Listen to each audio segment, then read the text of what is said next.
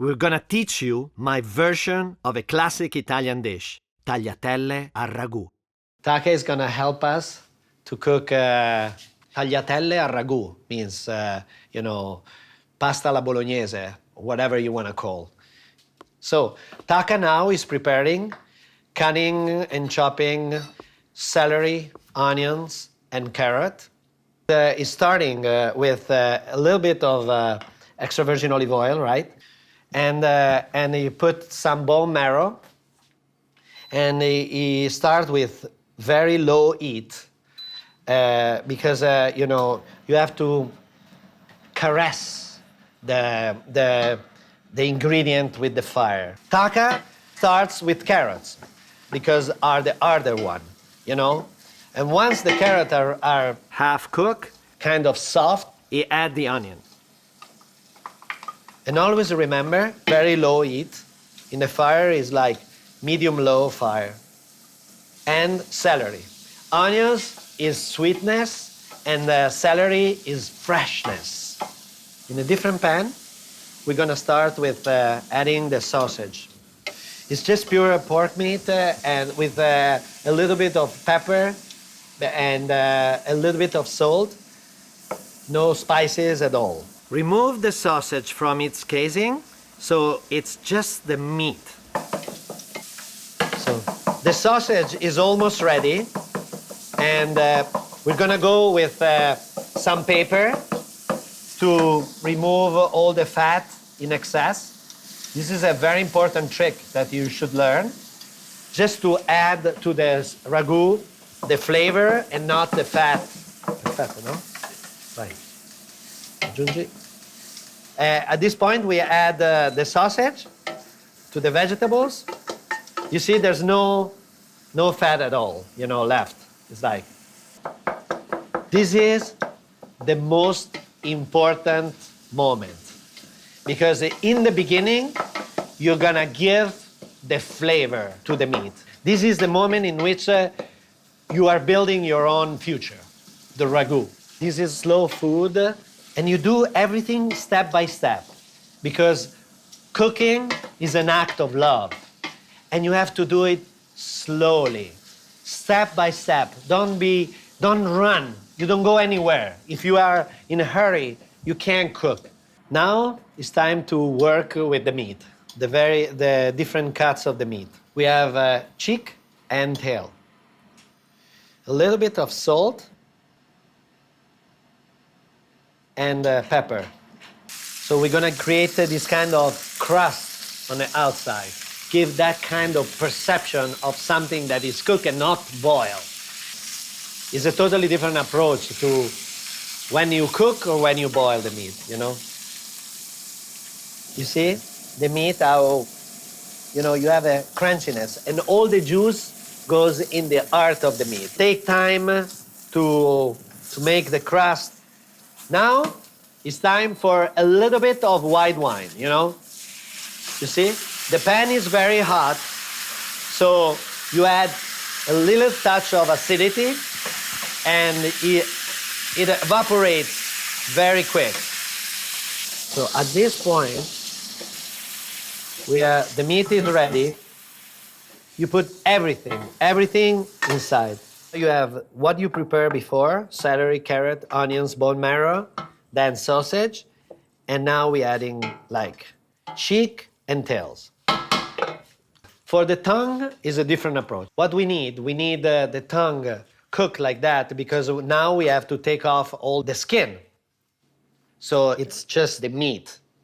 To make the best ragu, you have to have the big pieces with the most gelatinous meat, and they can cook very slowly, and then at the end, you chop the meat. When you present a ragu that is like hand chop, the meat can grab to the handmade pasta. Now we saute a little bit, but a little bit, to give that kind of perception, Yeah. Never leave the pan, because otherwise, if it gets burned, you're done. You have to throw away everything. You see? It's already caramelized on top. is adding a little bit of white wine with a very high, flame. So it's gonna evaporate very quick, so you don't have this kind of back taste of acidity of the wine,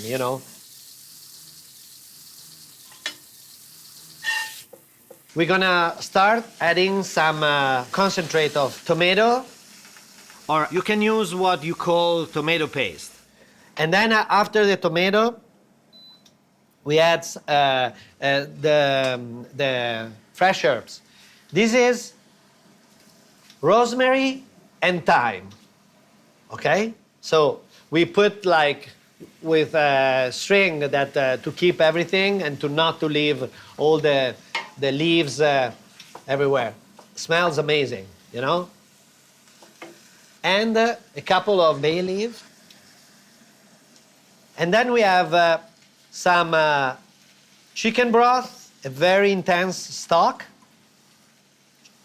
that we start adding a little bit at a time. Use just enough broth to cover the meat. And you add it when it's hot. So the same temperature of the meat. 2 hours later, what you have is pure harmony of flavor.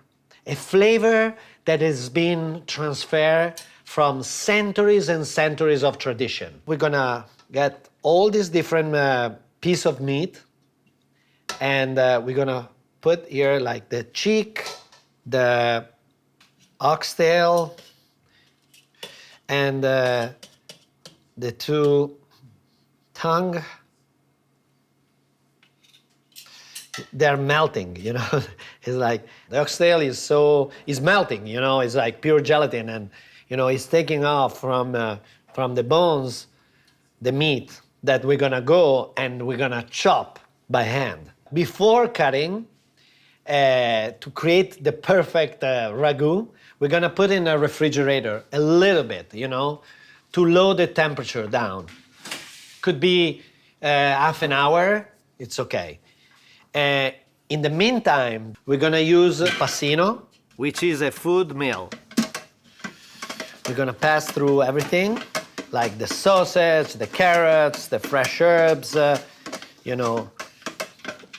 This is what the tagliatelle, they're gonna absorb, And you see, it's just fantastic what is coming out.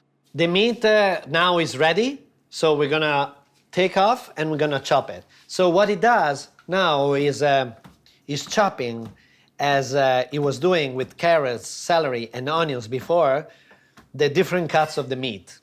So you see like how the meat is has this all the fibers and the gelatin inside. It's just a pure flavor when you have in the palate, as the tail, all these bones. Actually, I'm tasting. It's very good.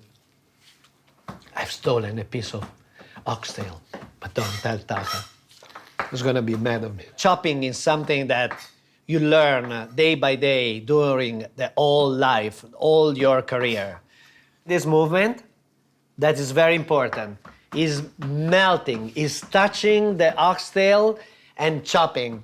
This part, this movement, helps all the meat from the oxtail to grab to the handmade pasta. It's all about, grabbing into the tagliatelle, to the handmade pasta. Especially because when it gets warm, it gets very gelatinous, that is grabbing even much better.